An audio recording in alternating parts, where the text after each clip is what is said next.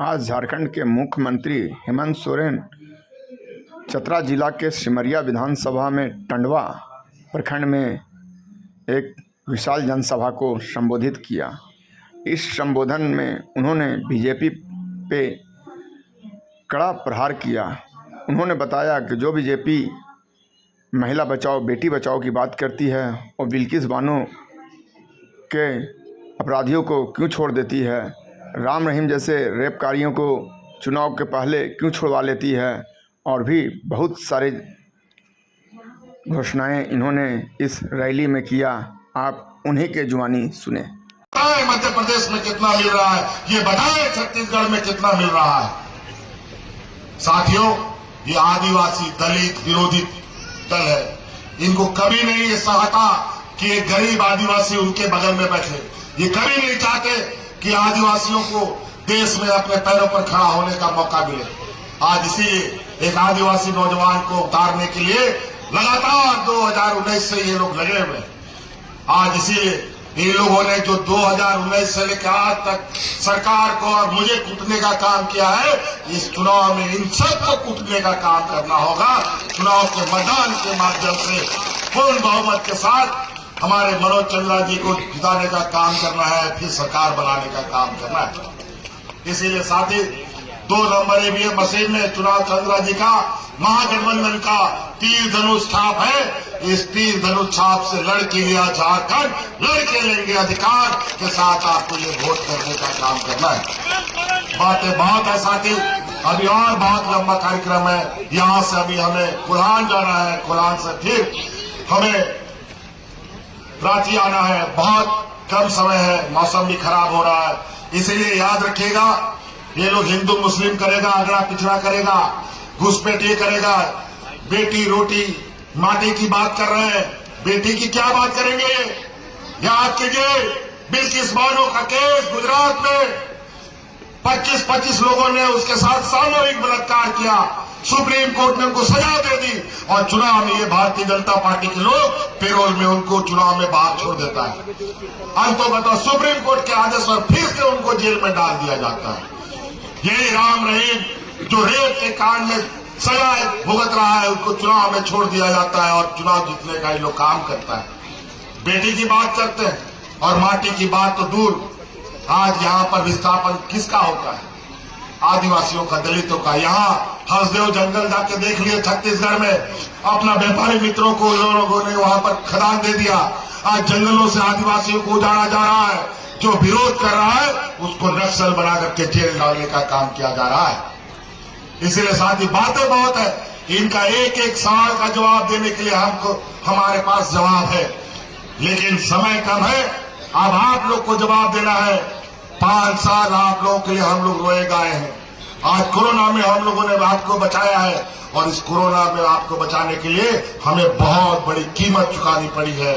हमारे हाजी हुसैन अंसारी साहब शहीद हुए, हमारा भाई जगन्नाथ महतो आज की सेवा करते करते शहीद हुआ, तब ये राज्य की जनता बचा है।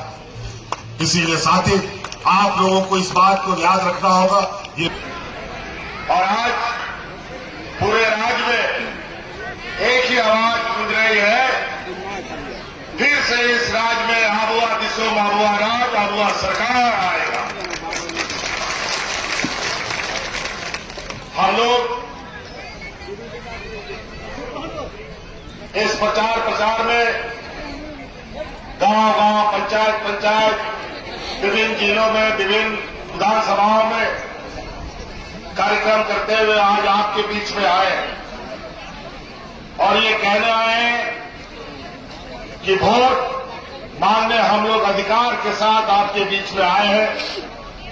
हम लोगों ने आप लोगों के लिए काम किया, आप लोगों के दुख दर्द को समझा, आपके बूढ़े बुजुर्ग घर परिवार के बाल बच्चों को लेकर, किसानों को लेकर, महिलाओं को लेकर, शिक्षा को लेकर, स्वास्थ्य को लेकर, आधारभूत संरचना को लेकर हम लोगों ने काम किया।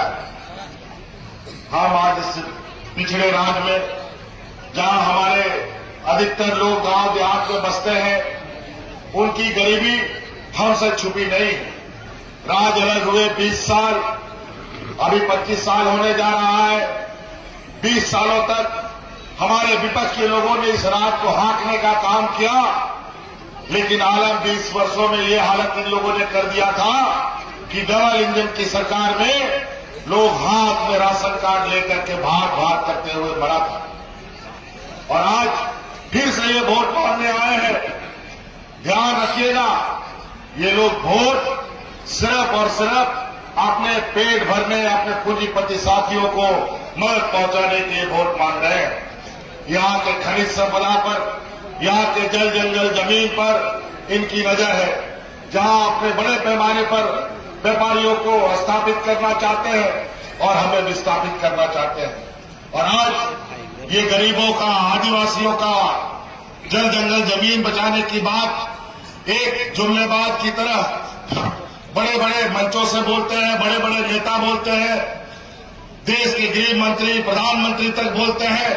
लेकिन आप ये देखिए कि आपके इसी चतरा जिला में कि कितना बड़ा पलायन, कितना बड़ा विस्थापन इन लोगों ने कर दिया है। आज यहाँ माइनिंग कंपनी वाला कौन यहाँ का चतरा जिला का व्यक्ति है जो यहाँ पर माइनिंग का ठेका लिया हो या माइनिंग का मालिक बना हुआ हो। आज इसी तरीके से इस राज्य में उद्योग लगाने को लेकर, खनन करने को लेकर ये अपने व्यापारी मित्रों को यहाँ बैठाना चाहते हैं और यहाँ के आदिवासियों को, यहाँ के मूलवासियों को बेदखल करने का इनका एक सोची समझी षड्यंत्र के तहत ये धीरे धीरे आपके बीच में घुस करके हमें बिखरने का प्रयास करता है और हमारे वोट का बिखराव करना चाहता है। ये लोग एक तरफ पूंजीपतियों की पूरी जमात, दूसरी तरफ आदिवासी, दलित, पिछड़ा, अल्पसंख्यक समुदाय की जमात खड़ी है। जहां पूंजीपतियों के बीच और गरीब गुरुआ लोगों के बीच में ये चुनावी जंग है। ये आपको देखना होगा कि आज हमने किस तरीके से कोरोना का जंग को भी लड़ा और किस तरीके से भाजपा के लोगों के षड्यंत्र को भी हम लोगों ने चुनौती कर्जा लेने जाते हैं। गरीबी पूरे राज्य में एक कुंडली ऐसा मार के बैठा है, पता नहीं कब घर से निकलेगा। हम लोगों ने ये संकल्प लिया है, फिर से सरकार बनाएंगे और अगले 5 साल के अंदर इस राज्य में गरीबी को जड़ से निकालने का हम लोग काम करेंगे। और इसका पहला कदम आज इस राज्य में हमारी महिला दीदियों को महिला सशक्तिकरण पर हम लोगों ने काम किया है। आज इस राज्य में 3-4 महीने से राज्य की सभी महिलाओं के खाते में 1,000 रुपया जा रहा है। हम जानना चाहते हैं यहाँ पर महिलाओं से कि आपके खाते में पैसा जा रहा है कि नहीं जा रहा है? आवाज दिए जा रहा है? चलिए, बहुत बढ़िया।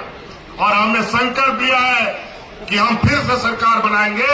अगले 5 साल के अंदर आप लोगों के, गरीब गुरुआ लोगों के खाते में 1-1 लाख रुपया भेजने का हम काम करेंगे। और इसका पहला पड़ाव, इसका पहला कदम अभी ये दिसंबर में ही आपको देखने को मिलेगा, जो हमने सरकार में पारित करके रखा है। जो 1,000 रुपया आपके खाते में जा रहा है, वो 1,000 रुपया बढ़ करके 2,500 रुपया होने जा रहा है। धीरे धीरे 5 साल के अंदर जो आप छोटे छोटे चीजों के लिए आप उधारी मांगते हैं, पंचा मांगते हैं, वो सब बंद हो जाएगा। आप अपने पैरों पर खड़ा होंगे। इसी तरीके से आपके बोझ को हमने अपने कंधे पे लिया। आज आपका बिजली का बिल माफ हुआ कि नहीं हुआ, बताइए। आज 1 लाख, 2 लाख, 50,000, 60,000 सब लोगों का बिल माफ। पहले बिजली तो आता नहीं था, लेकिन बिल समय पर आता था। लेकिन अब बिजली 24 घंटा आएगा, लेकिन बिल कभी नहीं आएगा आपके घर में। ये हम आपसे वादा करते हैं। आज किसानों का 2 लाख रुपया हम लोगों ने ऋण माफ किया और यही भारतीय जनता पार्टी का लोग दिल्ली में हजारों किसानों को आंदोलन में मरवा दिया। किसान के विरुद्ध काला कानून लाने का काम किया इन लोगों ने। और सिर्फ ना विकास, आज इन लोगों ने कितने आदिवासी दलितों का इन लोगों ने उत्थान किया। आज कितने अल्पसंख्यक समुदाय, कितने पिछड़ों का इन लोगों ने विकास किया। आज इस पर ये बात नहीं करते। आज ये लोग सिर्फ हिंदू मुस्लिम घुसपैठिए की बात करते हैं। और घुसपैठिए कोई हमारा व्यक्तिगत मामला नहीं है, ये राष्ट्र का मामला है, ये केंद्र सरकार का मामला है। प्रधानमंत्री, गृह मंत्री को बताना चाहिए कि देश में घुसपैठिया क्यों बढ़ रहा है। आज देश का सुरक्षा का जिम्मा किसके हाथ में है? भारत सरकार के हाथ में, राज्य सरकार के हाथ में नहीं। और ये राज्य सरकार को दोष देते हैं। अजीब हालत है इनकी। तो बस चले तो यहां जात धर्म के नाम पर तो ये लोग एक दूसरे पर फूट डलवाते ही हैं।